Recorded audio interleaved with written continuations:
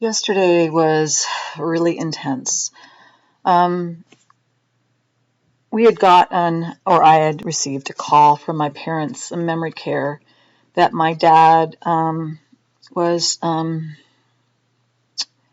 parents were very upset because they were separating them into separate rooms. And there's a good reason for this, and that's that when together they isolate and don't let caregivers take care of them and don't participate in activities and don't socialize.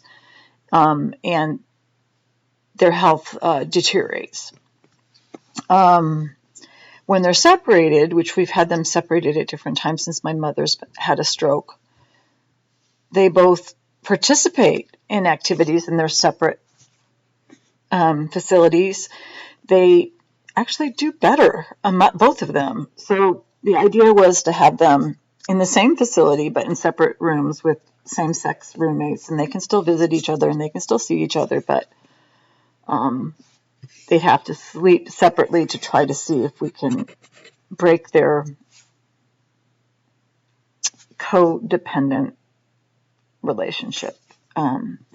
It's a dynamic that is not unusual. Problem is they take care of each other and don't let other people take care of them. And they need help. They're not really up for taking care of each other. They're not up for taking care of themselves or each other. I know that they love one another deeply, and we want to respect that. And they still have the opportunity to have private time, and that's respected as well. But in order for them to get the most out of the program that we're paying for, they have to participate in it. They have to let caregivers come in. They have to do things that exercise their brain rather than deteriorate. If they're going to, if we were to just let them isolate, then I would get the cheapest care possible, and just. But I've already seen what that results in, which is unfortunately violent behavior, at times even now, and psychotic behavior. Which I mean, I've had to have my mom hospitalized a couple of times since her stroke. The stroke is damaged not just the part of her brain that handles language, but the part of her brain that handles impulse control. So any psychiatric illnesses that I may be heir to, and I am, are exacerbated by the brain damage. So anyway, I just wanted to put that out there. I have writing that I've done, very, very scattered, and I want to touch on that I haven't really talked about, which is about, I'll just go into it. My sister's going to hate this, which is about what it's like growing up raised in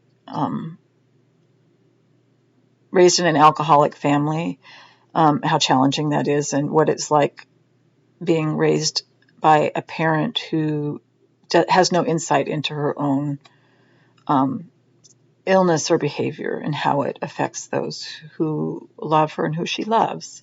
There's no doubt my parents loved us very well, very much,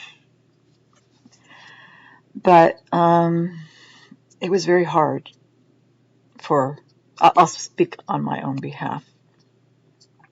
I am thankful very much for my sister for being my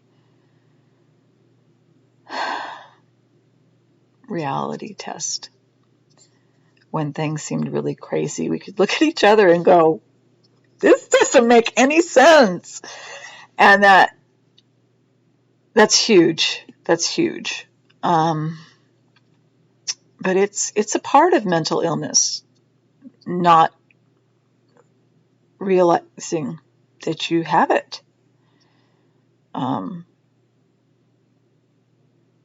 Not everybody has insight. Not everybody seeks help. Not everybody gets help. And it has a devastating effect on those who love and are loved by someone with unacknowledged, undiagnosed untreated mental illness or unacknowledged, undiagnosed, and untreated alcoholism or dual diagnosis. It's really tough. And often children that are raised, sometimes children raised in such an environment try desperately to please, thinking they can control behavior they can't control, hoping that they can earn love and avoid the emotional abuse that may come with behavior that's at times that is unpredictable, and you can't understand what you had done to bring it on, because you hadn't done anything to bring it on. There you go.